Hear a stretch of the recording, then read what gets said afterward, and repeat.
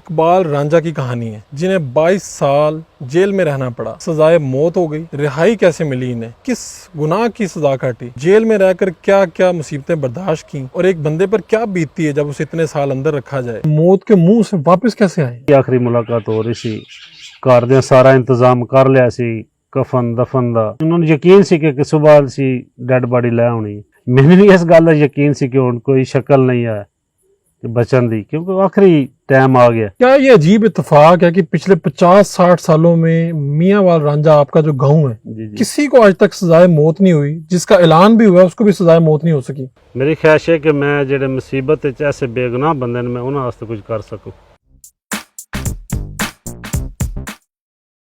अस्सलाम वालेकुम नाज़रीन, आप देख रहे हैं उर्दू पॉइंट। मैं हूं फ़ारूक शहबाज वड़ाइच। कुछ कहानियां ऐसी होती हैं जो सारी ज़िंदगी आपको याद रहती हैं। आज एक कहानी मैं आपको सुनाने जा रहा हूं जो मंडी बहाउद्दीन के गांव मियांवाल रांझा के इकबाल रांझा की कहानी है, जिन्हें 22 साल जेल में रहना पड़ा, सजाए मौत हो गई और फिर सजाए मौत से रिहाई कैसे मिली इन्हें, 22 साल किस गुनाह की सज़ा काटी और जेल में रहकर क्या क्या मुसीबतें बर्दाश्त की और एक बंदे पर क्या बीतती है जब उसे इतने साल अंदर रखा जाए और उसके सर पर मौत की तलवार लटक रही हो, और जब वो मौत के मुंह से बाहर आए तो फिर क्या बीतती है। उनकी कहानी उन्हीं की ज़ुबानी सुनते हैं। हुआ क्या था जब आप 16-17 साल के थे जिसकी वजह से आपको जाना पड़ा जेल में। जी, मुझे तो नहीं मालूम है कि एक वाक़या होया जिस जो डकैती कतल होया, ठीक है। उस जो 5 बंदे नामजद होए, वो भी उस टाइम मुद्दईया ने नहीं पता सी कि साडा वाक़या होया, बंदा कतल हो गया, लेकिन उन्होंने इस गल का नहीं पता कि साडा बंदा किसने कतल किया, क्यों होया, ठीक है, तो किने किया।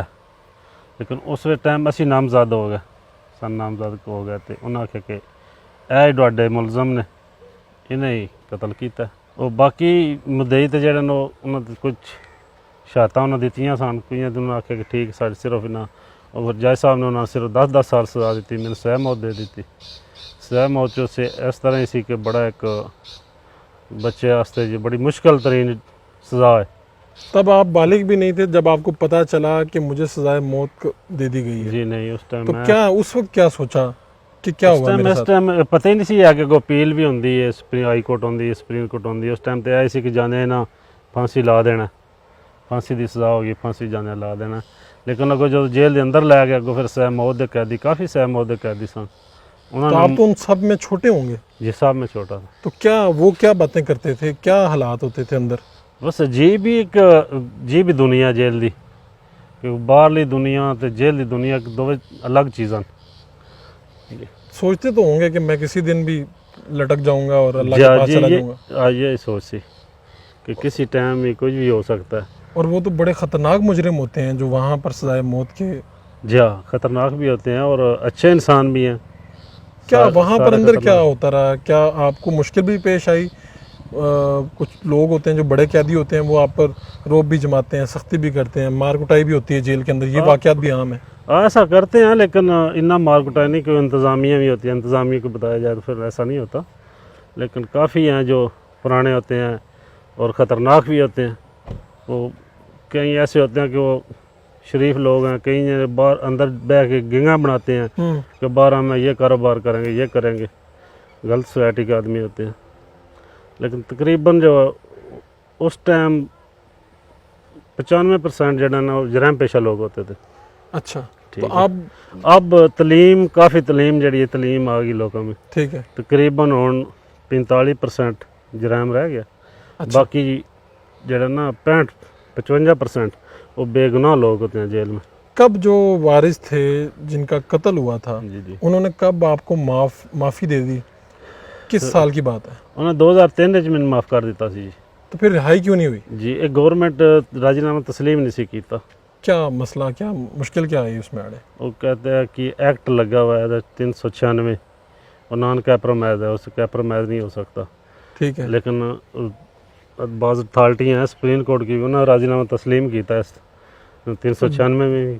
2003 से लेके 2020 में आपकी रिहाई हुई जी, 17 साल बाद जाके वही राजीनामा तस्लीम हुआ। जी वो तब कैसे, मतलब 17 साल बाद कैसे मुमकिन हुआ?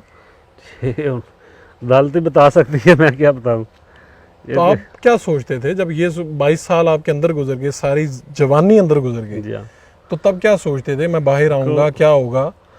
एक जो शरीफ आदमी ਉਹਦੀ ਸੁਣੀ ਨਹੀਂ ਜਾਂਦੀ, ਨਾ ਅਦਾਲਤ 'ਚ ਨਾ ਕਿਧਰੇ ਵੀ ਨਹੀਂ ਸੁਣੀ ਜਾਂਦੀ। ਠੀਕ ਹੈ, ਅਗਰ ਵੇਖਿਆ ਜਾਏ ਤਾਂ ਸਾਡਾ ਜੋ ਸਰਮਾਇਆ ਜਾਂ ਮਕਾਨ ਦੱਸ ਸਕਦੇ ਨੇ ਸ਼ਾਤੀ ਨੇ ਇਸ ਗੱਲ ਦੇ ਕਿ 22 ਸਾਲ ਜੋ ਵੀ ਕਮਾਇਆ ਇਹਨਾਂ ਕੇਸ ਤੇ ਲੱਗਾ।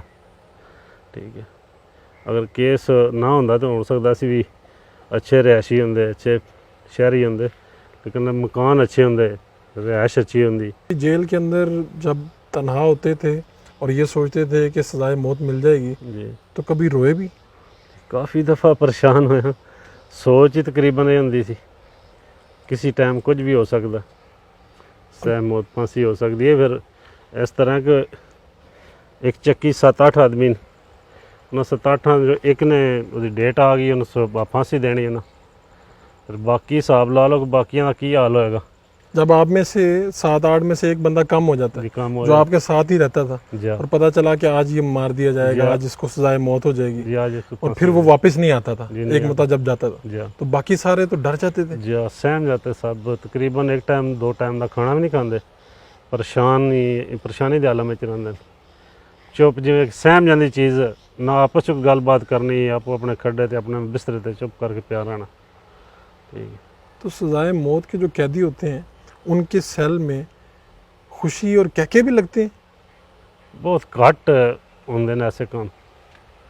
कोई बड़ी खुशी होवे किसी ना कोई तो फिर होंदा ऐसा, वरना वहाँ पर सिर्फ दुख, दुख, वहशत और डर ही होता है। जी, डर ही होता है। 16-17 साल के थे, जेल में चले गए, 22 साल बाद रिहाई हुई। जी भाई साहब, तो पहले क्या था जो जिंदगी देख के गए थे, आपकी इर्द गिर्द दोस्त अहबाब घर वाले सारे, और जब 22 साल बाद वापस आए तो क्या बदला हुआ था यहाँ पर?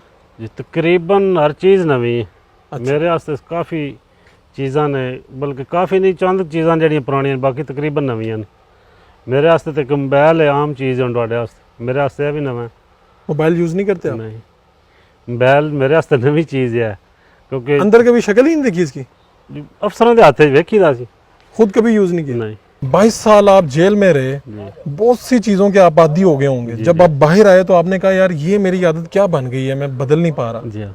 एक सुबह उठन की आदत जी है ना, सुबह च तकरीबन जिस टाइम अजाना तो फौरन बाद जेल का सब अच्छा होंदा, सब अच्छा जिस टाइम होंदा उस टाइम आके जगांदे ने, अगर कोई नहीं जागदा तो सोटियां मारियां जांदियां। ठीक है, सुबह आपको भी छोटियाँ पड़ी? नहीं तकरीबन नहीं चांस आया, क्योंकि मैं पहले उठ जाते जी थे? कोशिश करता पहले ही उठ जा। तो हुण सुबह मैं इत्थे घर सुत्या ना, तो मेरे कुछ ज़हन च ही होंदा कि सोटियाँ पहन गई? सोटियां पहन गई, टाइम ना उठ जाऊँ, सुबह सुबह मैं जाग जाना। माँ बाप में से कौन मिलने आते थे वहाँ पर, बहन भाइयों में से आपके पास? जी वालदा साहब पहले फौत हो गए, वालद साहब बाद च फौत होए। कब फौत हुए? आपकी कैद के दौरान ही फौत जी हुए? कैद के दौरान ही वो फौत होए ने, जिस टाइम मेरा 2003 राजीनामा होया, गवर्नमेंट तस्लीम नहीं किया, हाँ जी। उन्होंने यही धचका बड़ा लग गया सी कि वो फौत हो गया। तो जब पता चला जेल के अंदर के वाले साहब फौत हो गए जी तो क्या गुजरी? मैंने 2 दिन बाद पता लगा वालद साहब फौत हो गए। किसने बताया? एक ਸਾਡੇ ਤੇ ਮੰਡੀ ਬੋਲਦੀ ਦੇ ਬੰਦਾ, ਉਹਦੀ ਮੁਲਾਕਾਤ ਗਈ ਸੀ ਤੇ ਉਹਨੇ ਮੈਨੂੰ ਦੱਸਿਆ ਕਿ तेरे वालिद साहब फौत हो गए। क्या फौरी तौर पे क्या क्या फौरी सोचा, तौर क्या तो गुजरी? यही दिल च हसरत होंदी सी, गल काश मैं भी होंदा तो मैं भी अपने वालिद आखिरी दीदार कर लेंदा। और वालदा कब फौत हुई? जी वालदा मेरे जेल जाने तो पहले ही फौत हो गई सी। आपके जेल जाने से पहले, कैद होने से पहले फौत हो जी चुके थे? पहले फौत हो गया था। तो जब वापस आए बहन भाई उधर मिलने आते थे जेल में? जी भाई जांदा सी, बहन जांदी सी। तो ये क्या कहते थे जब ये आते थे कि इतने सालों से रिहाई नहीं हो रही, सजाए मौत के कैदी हैं, जा मौत ही मिल जानी है, जी ये हाँ। क्या कहते थे, बातें क्या ਇਹ करते ਵੀ थे आप लोग? ਪਰੇਸ਼ਾਨ ਹੀ ਹੁੰਦੇ ਸਨ, ਤੇ ਕਦੀ ਆਂਦੇ ਸਨ ਕੋਸ਼ਿਸ਼ ਕਰ ਰਹੇ ਆ, ਜਿਸ ਟਾਈਮ ਮੈਨੂੰ ਪਰੇਸ਼ਾਨ ਵੇਖਣਾ ਇਹਨਾਂ ਨੇ, ਅਸੀਂ ਕੋਸ਼ਿਸ਼ कर रहे हैं, तो परेशान ना हो, अल्लाह मेहरबानी करेगा, अल्लाह सुलह कराएगा, हो जाएगी, या तेन को सवाब लग जाएगा। तो काफ़ी दफ़ा इंज होंदा सी कि आप ही परेशान होंदे ने, अद्धा घंटा मुलाकात होंदी है, एक 2 दफ़ा बोलते सन, बाकी चुप करके बैठे रहते सन, बह के कोई वापस आ जाते सन।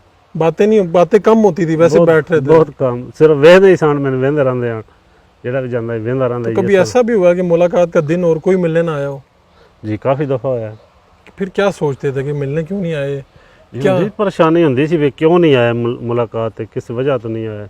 फिर होंदा सी हो सकदा उन्हां कोल खर्चा ना होवे, उस तो हो सकदा कम ज़्यादा होवे घर, यानी वाई बीजी का काम सी हो सकता है काम कर अगर ये टाइम वापस आ जाए 22 साल पहले वाला, जी तो जिंदगी में क्या करना चाहेंगे?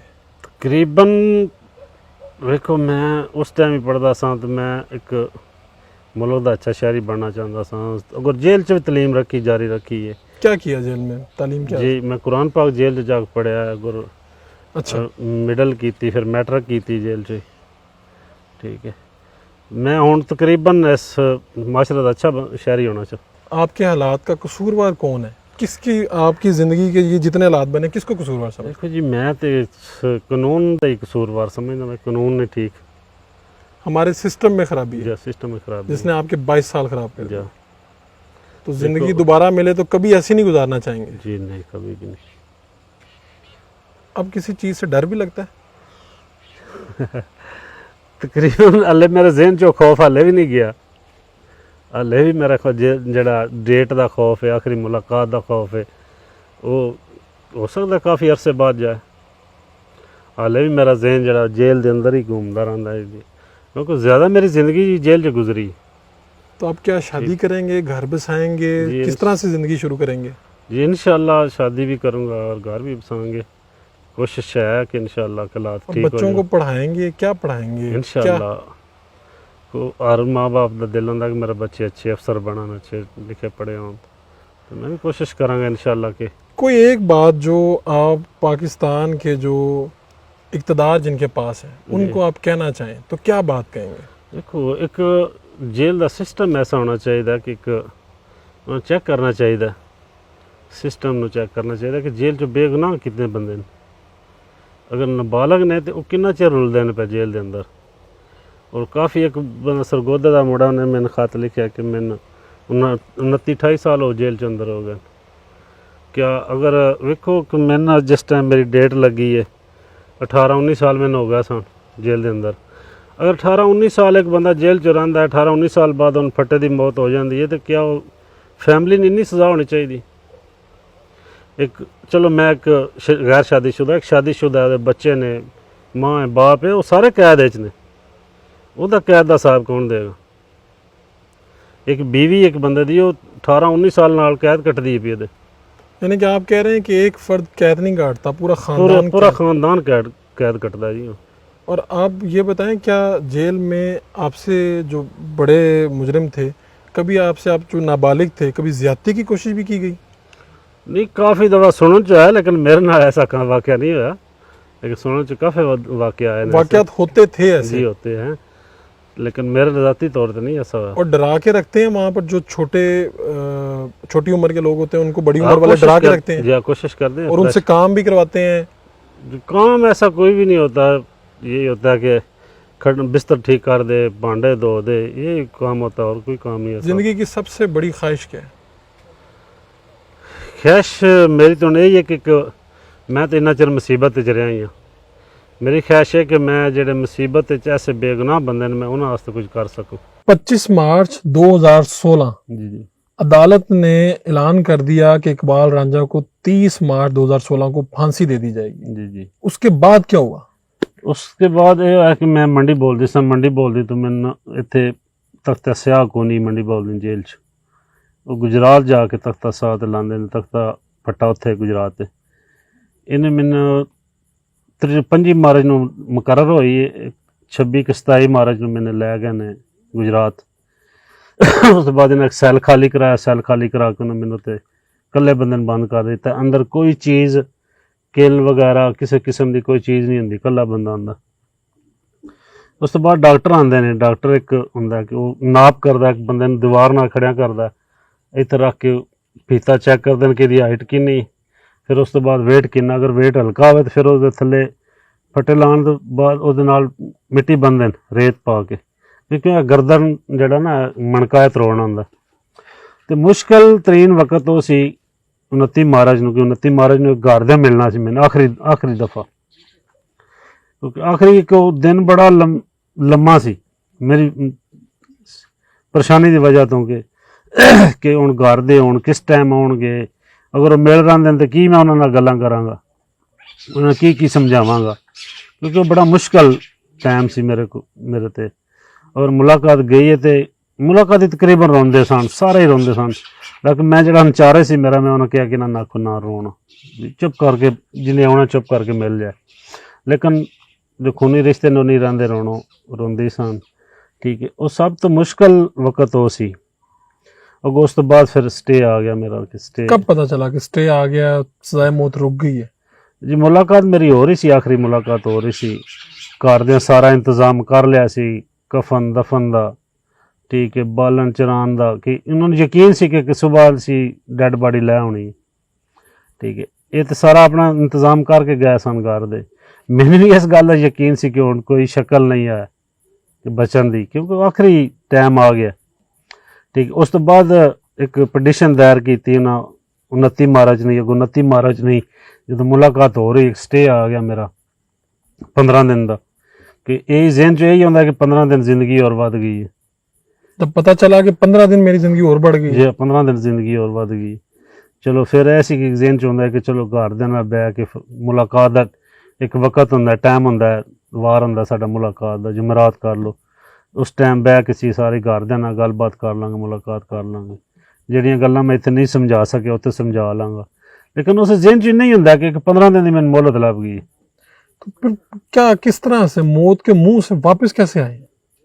जी वापस आना एक बड़ी मुश्किल जगह होंदा है, टाइम हो कि बंदे यकीन भी नहीं होंदा ते खुशी भी थोड़ी जी होंदी है कि चलो 15 दिन मैनूं मिल ही गए ना, एक जिंदगी दे चलो 15 दिन और वध गए ने। वो एक खुशी थोड़ी होंदी है, सोच ज्यादा होंदी है, हैरानी होंदी है, हैरानगी ज्यादा होंदी है। तो इंसानी हकूक की तंजीम आप तक कैसे पहुंची? जी ये फिर सजाए मौत से जिंदगी का सफर कैसे तय हुआ? ਇਹ ਕਹਾਣੀ ਮੈਂ ਤੁਹਾਨੂੰ ਦੱਸਣਾ ਕਿ ਇਨਸਾਨੀ ਹਕੂਕ ਤਨਜ਼ੀਮ ਇੱਕ 2001 ਵਿੱਚ ਆਰਡੀਨੈਂਸ ਸਦਰ ਪਾਕਿਸਤਾਨ ਨੇ ਜਾਰੀ ਕੀਤਾ ਹੈ ਕਿ ਜਿਹੜੇ ਬੱਚੇ ਨਾਬਾਲਗ ਨੇ ਉਹਨਾਂ ਦਾ ਮੈਡੀਕਲ ਕਰਾਓਗੇ, ਮੈਡੀਕਲ ਕਰਾ ਕੇ ਉਹਨਾਂ ਦੀ ਉਮਰ ਘੱਟ ਹੈ ਤੇ ਉਹਨਾਂ ਦੀ ਸਜ਼ਾ ਮੁਅੱਤਲ ਤਬਦੀਲ ਕਰ ਛੱਡੋ। ਠੀਕ ਹੈ, ਉਹ ਆਰਡੀਨੈਂਸ ਜਾਰੀ ਹੋ ਗਿਆ, ਹਾਲੇ ਵੀ ਜਾਰੀ ਹੈ, ਉਹਦਾ ਹਾਲੇ ਵੀ ਲਾਗੂ ਹੈ ਪਾਕਿਸਤਾਨ ਤੇ, ਲੇਕਿਨ ਉਹਦੇ ਤੇ ਅਮਲ ਨਹੀਂ ਹੋਇਆ। ਮੈਡੀਕਲ ਬੋਰਡ ਬੈਠੇ ਨੇ, ਉਹਨਾਂ ਉਮਰ ਮੇਰੀ ਘੱਟ ਲਿਖ ਛੜੀ ਹੈ, ਲੇਕਿਨ ਉਸ ਤੋਂ ਬਾਅਦ ਉਸ ਤੇ ਅਮਲ ਨਹੀਂ ਹੋਇਆ। ਉਹ ਮੈਡੀਕਲ ਬੋਰਡ ਰਿਪੋਰਟ ਜਿਹੜੀ ਹੋਮ ਡਿਪਾਰਟਮੈਂਟ 'ਚ ਗਈ, ਹੋਮ ਡਿਪਾਰਟਮੈਂਟ 'ਚ ਇਨਸਾਨੀ ਹਕੂਕ ਜੇਪੀ ਇਹਨਾਂ ਦਾ ਵਿਜ਼ਿਟ ਹੋਇਆ, ਇਹਨਾਂ ਵੇਖੀ, ਇਹਨਾਂ ਪੁੱਛਿਆ ਵੀ ਇਹ ਬੰਦੇ ਕਿੱਥੇ ਨੇ। ਉਹ ਹੋਮ ਡਿਪਾਰਟਮੈਂਟ ਦੱਸਿਆ ਵੀ ਇਹਦੇ 'ਚ ਕੁਝ ਫੱਟਣ ਲੱਗ ਗਏ ਨੇ, ਕੁਝ ਰਿਹਾ ਹੋ ਗਏ ਨੇ, ਇੱਕ ਬੰਦਾ ਗੁਜਰਾਤ ਜੇਲ੍ਹ 'ਚ ਆਇਆ। ਉਹ 2 ਬੰਦੇ ਮੇਰੇ ਕੋਲ ਆ ਗਏ ਨੇ ਇਨਸਾਨੀ ਹਕੂਕ ਦੇ।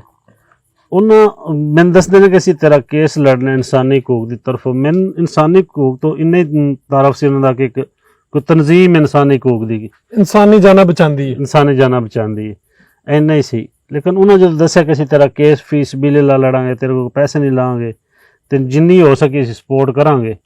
ਠੀਕ, ਤੇ ਮੈਂ ਉਹਨਾਂ ਦਾ ਸ਼ੁਕਰੀਆ ਅਦਾ ਕੀਤਾ। ਮੈਂ ਕਿਹਾ ਬੜੀ ਤੁਹਾਡੀ ਮਿਹਰਬਾਨੀ, ਨੇਕੀ ਹੈ ਕਿ ਤੁਸੀਂ ਮੇਰਾ ਕੇਸ ਲੜੋ, ਕਿਉਂਕਿ ਅਸੀਂ ਤਾਂ ਆਪਣਾ ਸਾਰਾ ਵਸ ਲਾ ਬੈਠੇ ਹਾਂ। ਸਾਡੀ ਕਿਧਰੇ ਵੀ ਸੁਣਵਾਈ ਨਹੀਂ ਹੋਈ, ਨਾ ਹਾਈ ਕੋਰਟ, ਨਾ ਸੁਪਰੀਮ ਕੋਰਟ, ਨਾ ਸਦਰ ਪਾਕਿਸਤਾਨ।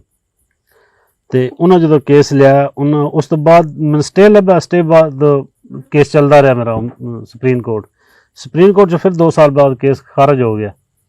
ਫਿਰ ਜਦੋਂ ਫਿਰ ਬਲੈਕ ਵਾਰੰਟ ਜਾਰੀ ਹੋਏ ਨੇ, ਫਿਰ ਇਨਸਾਨੀ ਹਕੂਕ ਤਨਜ਼ੀਮ ਨੇ ਜੇ ਕੋਸ਼ਿਸ਼ ਕੀਤੀ ਹੈ, ਉਹਨਾਂ ਆਖਿਆ ਕਿ ਇੱਕ ਬੱਚਾ ਨਾਬਾਲਗ ਪਾਕਿਸਤਾਨ ਦਾ ਆਰਡੀਨੈਂਸ ਹੈ ਕਿ ਇਹਦੇ 'ਚ ਨਾਬਾਲਗ ਨੂੰ ਸਜ਼ਾ ਮੁਅੱਤਲ ਨਹੀਂ ਦਿੱਤੀ ਜਾ ਸਕਦੀ। ਉਹਨਾਂ ਕੋਸ਼ਿਸ਼ ਕੀਤੀ, ਟ੍ਰਾਇਲ ਕੋਰਟ ਖਾਰਜ ਕਰ ਦਿੱਤੀ। ਫਿਰ ਉਹਨਾਂ ਹਾਈ ਕੋਰਟ ਰਿਟ ਦਾਇਰ ਕਰ ਦਿੱਤੀ। ਹਾਈ ਕੋਰਟ ਨੇ ਫੈਸਲਾ ਕੀਤਾ ਕਿ ਵਾਕਈ ਨਾਬਾਲਗ ਦੀ ਜਿਹੜੀ ਹੈ ਉਹ ਸਜ਼ਾ ਮੌਤ ਨਹੀਂ ਬਣਦੀ। ਲੇਕਿਨ ਇਸ ਤੋਂ ਪਹਿਲਾਂ ਮੈਂ ਕਈ ਦਰਖਾਸਤਾਂ ਦੇ ਬੈਠਾ ਹਾਂ, हाई कोर्ट कोई सुनवाई नहीं है, हाई कोर्ट सुप्रीम कोर्ट। क्या ये अजीब इत्तेफाक है कि पिछले 50-60 सालों में मियांवाल रांझा आपका जो गांव है, किसी को आज तक सजाए मौत नहीं हुई, जिसका ऐलान भी हुआ उसको भी सजाए मौत नहीं हो सकी? जी हाँ, ये बड़ी दिलचस्प गल है जी। एक वाकया आज तो काफ़ी साल पहले होया सी और बजुर्गों ने मैंने दसिया कि किसी ने पीर दी दुआ है मियां नूं कि आज तक कोई बंदा फटे नहीं लगा।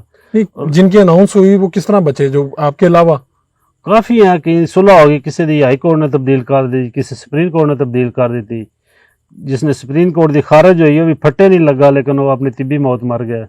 मतलब सजाए मौत से पहले वो मर गया, लेकिन किसी को फांसी आज तक इस गांव के फर्द को नहीं हुई? जी, फांसी नहीं हुई।